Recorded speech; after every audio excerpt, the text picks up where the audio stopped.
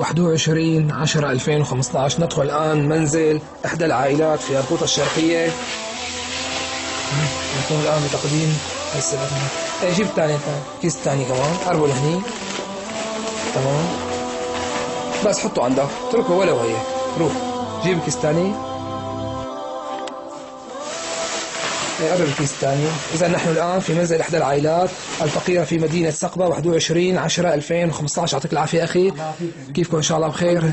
الحمد لله على كل حال. أخي الكريم، في عنا الأخ عادل المهوس والأخ رافع الرويلي. سمعوا قصتك وسمعوا القصة كاملة وتعاطفوا معها وتأثروا فيها وقرروا يبعثوا لك المساعدة هاي. هن بعثوا 180 دينار أردني عن طريق الشيخ أبي معاذ، واشترطوا علينا انه نقدم لك بنصها، يعني ب90 دينار السله غذائيه، وبالنص الثاني ال90 دينار مبلغ نقدي. تفضل، والله يعوض عليكم والله يبارك لكم فيها ويهنيكم. هي السله الغذائيه، بس افتحها عمو لو هي. الله يرزقكم يا رب، الله يرزقكم ويغنيكم يا رب. الحمد لله. والله لو تعرفوا الحاله، والله لو تعرفوا الحاله. رشيد افتح كمان اللي هي كلها. الحمد لله. وللتنويه اخي، هي اكبر سله غذائيه، اكبر سله غذائيه تتقدم. افتح كمان. الحمد لله، الحمد لله.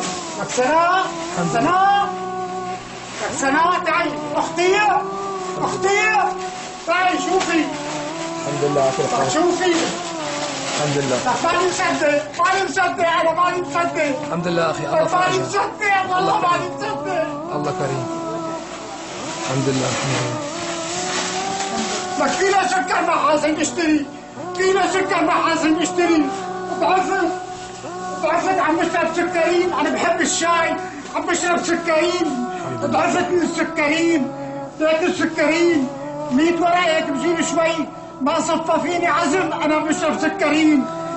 الحمد لله، الحمد لله، الحمد لله، والله يهنيكم فيهم اخي الكريم. كتر خيركم. الاخ رافع بشكر، الاخ رافع والاخ عادل معوض بشكركم، الله يغنيكم. الحمد لله. الله لا يعيش كل حدا، الله يحميكم. بس انا بتمنى من كل واحد بيدعم، كل واحد بيدعم. عنا ناس كثير هون جوعانه، خبز شعير ما عم يحسوا يشتروه، خبز الشعير ما عم يحسوا يشتروه. جيراني اهل بلدي اهل الغوطه 90% عم ياكلوا خبز شعير، ويا في ناس ما عم تحسن تجيب رغيف كمان. والله العظيم والله ما عم بكذب. الحمد لله. كيلو السكر ب2000 وراه. بدك شوفوا، بدك لحم ما ضل. انا جاري لحام، ما بفوت، ما بحسن فوت عنده. حقوية اللحمة 1000 وراه، حق الكيلو 5000 وراه، ما بحسن بيشتري وية لحمة. الله يحميكم، الله ينصركم. الحمد لله. واخي منوه انه هي اكبر سله غذائيه بتتقدم لاحدى العائلات في الغوطه الشرقيه، ما يقارب وزنها 50 كيلو، وكلها مواد نوعيه. سمنه، هي سمنه سناء. الحمد لله. هي سمنه، الحمد لله. هي سكر، هلا بتساوي شاي. الله يبارك. هلا بدي اساوي كاسه شاي. هلا بدي اساوي كاسه شاي.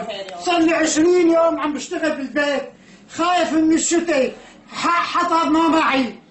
السقف ساندو مشان ما يعرق السقف.